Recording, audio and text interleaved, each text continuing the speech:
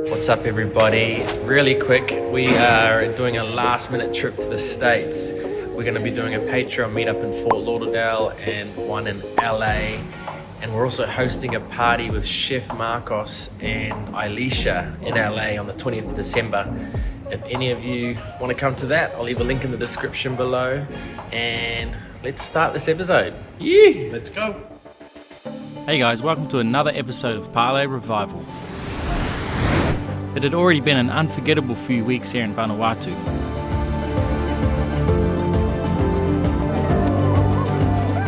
But for me, one of the highlights was going to be visiting Pentecost Island, where they do the famous land diving off massive towers in the jungle. So we were heading there next, but we had one last thing to tick off the list before heading north.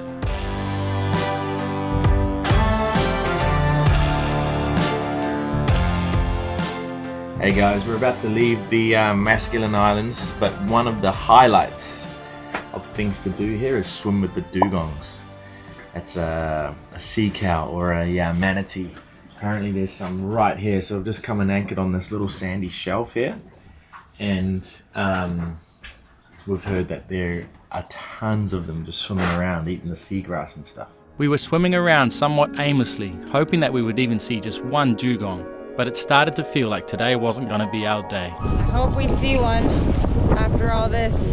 When all of a sudden, as if out of nowhere, we were surrounded by an entire herd of dugongs.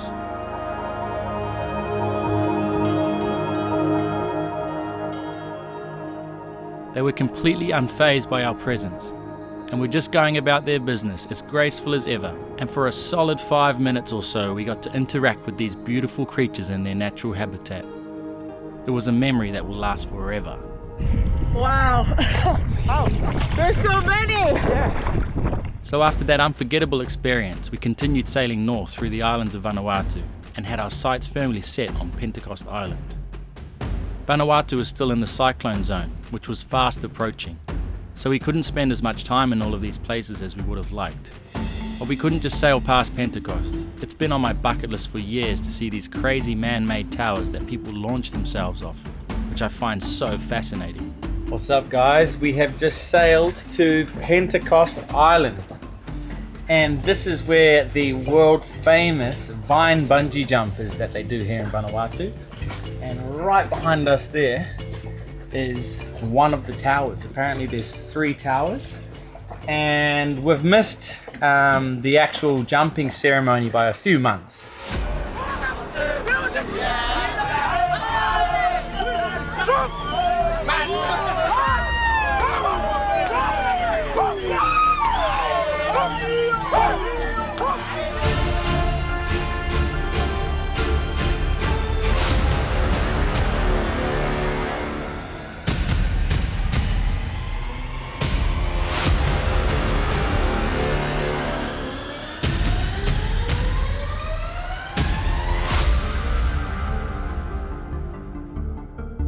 But we're going to go into town here and see if we can just have a look at the tower, because it looks pretty impressive.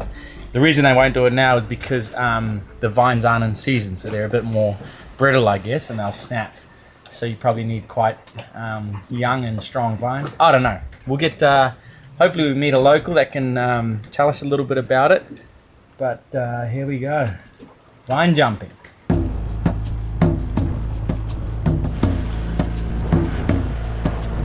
It's a Sunday, so everyone's in church. So we'll see if we can find someone to talk to. Is it naive of me to think that I didn't think there was cars on this island? When you watch it on National Geographic, you think they're like away from any sort of civilization, but there's a main road right here. Nice to meet you. John? This is John. He's from this little village here.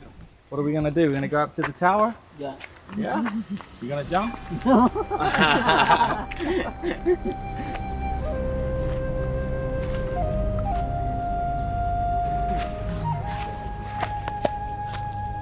Oh my god, they're all dry now. There's no way you would jump. Wow. Honestly, does not look that high from down there. But when you climb up here and you come to the top, you just realize how tall the structure really is. You must slide your foot in Not yours. It was crazy to think that people actually jump off this homemade tower with 2 vines wrapped around their ankles, 100 feet down onto a dirt hill. The vines were clearly out of season, and not surprising that no one dares to jump at any other time of the year. In fact, in 1974, Queen Elizabeth II visited Pentecost Island, and the locals were determined to give her a spectacle even though the vines were not in season. One villager jumped off, snapped both the vines, broke his back, and later died in hospital. Therefore, the ceremony must be performed between the months of April and June after the wet season, where the vines have the most elasticity. The ritual is known as the Nagol, but the ceremony has changed over the centuries.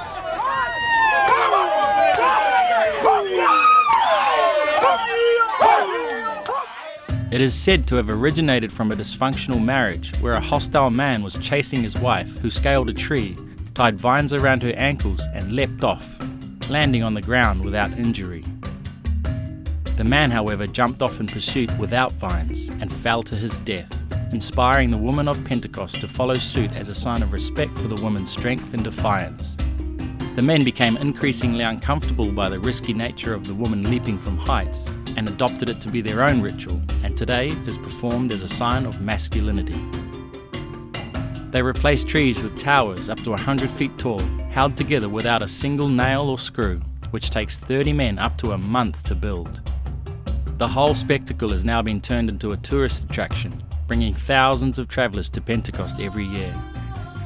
It was such a bummer that we didn't get to see the land diving for ourselves, but we were honoured to be able to at least see the tower up close, which was the original inspiration for what we now know in the modern world as bungee jumping. I cannot imagine seeing someone jump from the top. You've jumped off this tower before? Yeah, And how old were you? he's 15. What was the reason for jumping? To become a man? See if the hospital service it works. We got another tour guide, Max. How old are you, Max? 14? Have you done the bungee yet? You did it. The tower of jump. When are you gonna do it? Never. You don't want to do it? Too high? We're like a couple 100 meters from the boat. We're about to see a massive waterfall. This country is beautiful.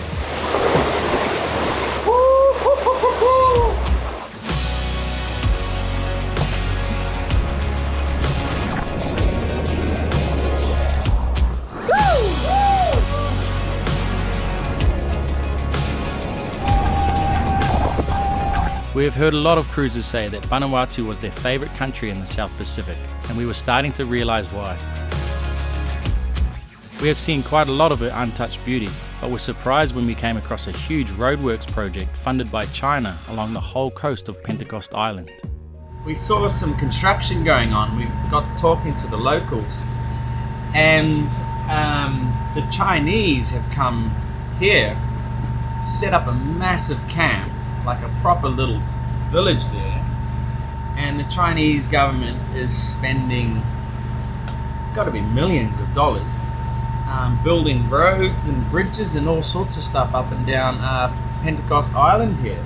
And it's money from China that is paying for this, either through loans on generous terms or as aid. Because there's no tax in Vanuatu, the Chinese and Australia and New Zealand are coming to assist in the development of these places. We're here because we believe in the region and always have. But yeah, millions and millions of dollars being poured into these otherwise very remote village communities, where now there's a proper highway looking road going through it. So very interesting what's gonna happen and why the Chinese are doing it without speculating. I don't think a country would come into another country and do something out of the good of their own heart without getting a return on that investment. So whatever that return is, I don't know, but I think there's always a return. What is interesting to me is how different their lives are with the introduction of stuff like this.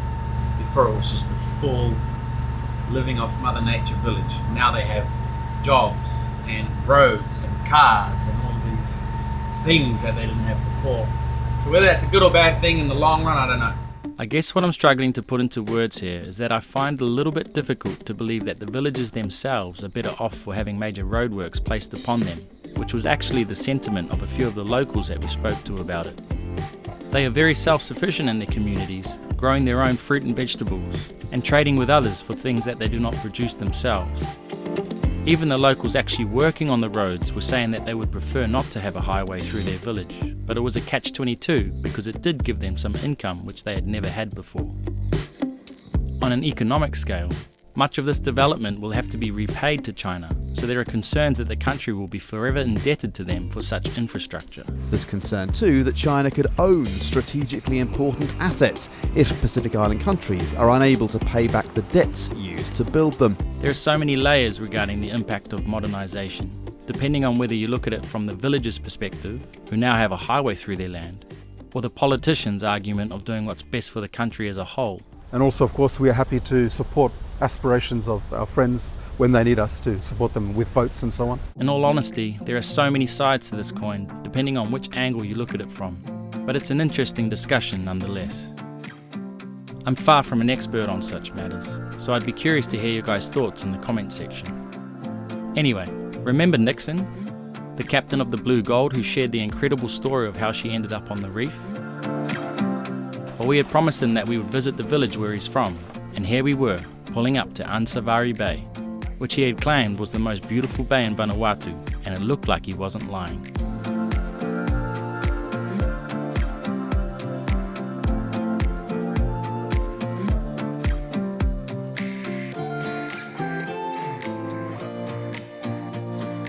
We had barely even anchored when a pod of dolphins pulled up into the bay. So he quickly hopped in, and we were spoilt with another unbelievable experience right behind the boat.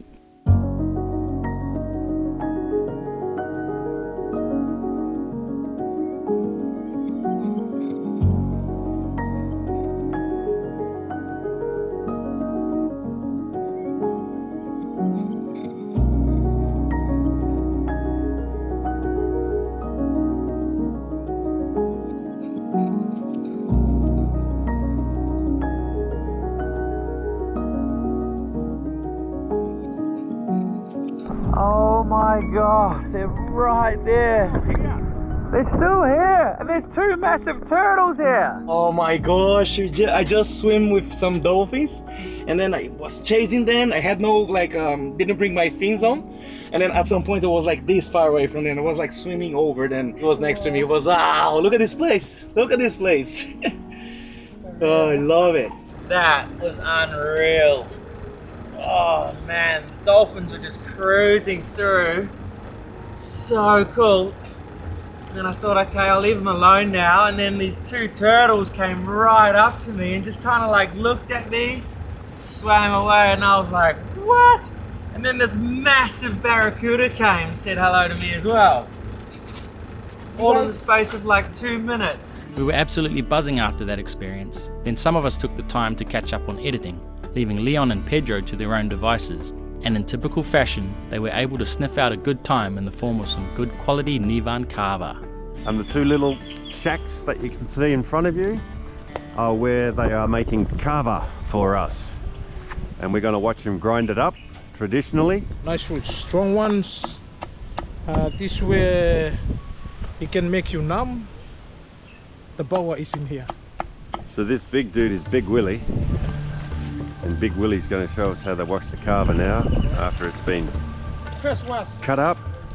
So they're just doing a wash. And the Nakamal owner, his name is Howard, are grinding the powder, grinding the kava, sorry. So the chief of the village just turned up. This is Maxwell, not the coffee brand. Thank you for letting us watch the kava process. We appreciate it. Thank you, thank you. And now they're mixing with water. And they're saying that if you want strong kava, less water. So this is the second time that they have filtered or sieved the carver. And you can see that the sieve they're using is just a finer cloth. Green gold. Green gold. And that there in the bucket is the final product. Twice ground, triple strained carver. So product's finished and we've been invited to get inside the Nagol, where all the men meet at the end of every day. And this is where we're going to drink the final product. Green gold. So Leon stopped filming at this point, but I assure you that by the state that they returned to the boat in, they had had a festive time over on the island. They had even met Nixon's sister, but as mentioned, we were on a bit of a time crunch, so we kept moving towards Espiritu Santo, which would be our final stop in Vanuatu before heading up to the Solomon Islands.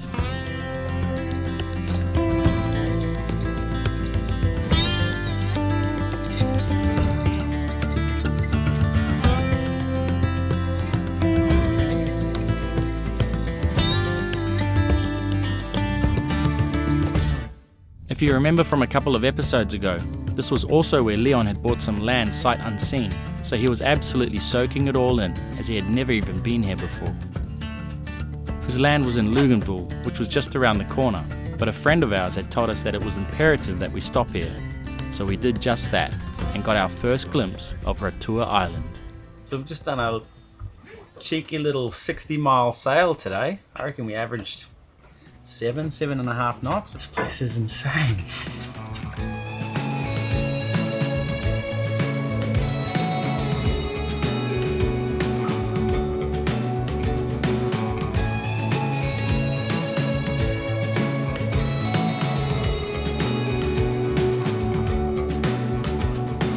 Vanuatu just keeps getting better and better the more north we go. Although Tanner was pretty spectacular. That was unbelievable, that volcano. But our friend Andy, he's been in the episodes a few times. He fell in love with this spot here. Kiwi couple own this resort, Ratua Island Resort. But he just went ahead and threw a big mooring down here on the sand and parked up here for a while. So he's out of town, so we've grabbed his mooring. And we'll go into the resort and say hi. But they're struggling at the moment because Air Vanuatu went into bankruptcy. And there haven't been flights up here.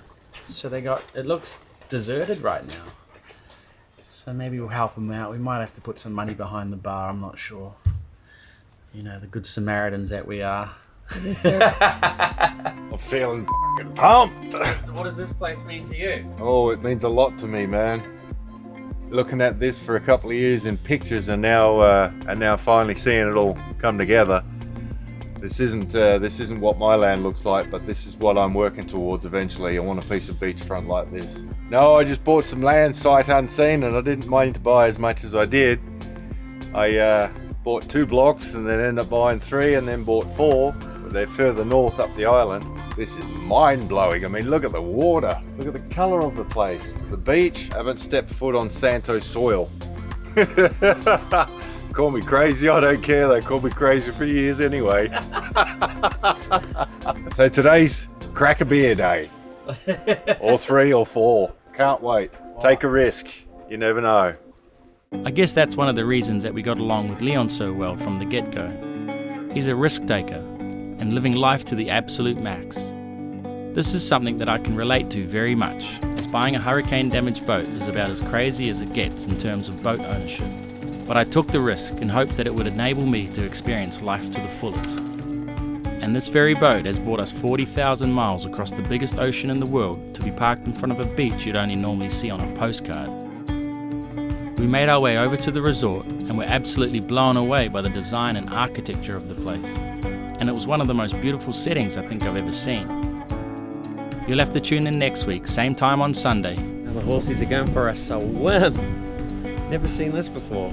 As we literally get this whole private island to ourselves, which turned out to be a pretty special couple of days indeed. These villas are 200 years old, and that front door just opened on its own. So I freaked out and I kicked the thing and it flung and it was the cat.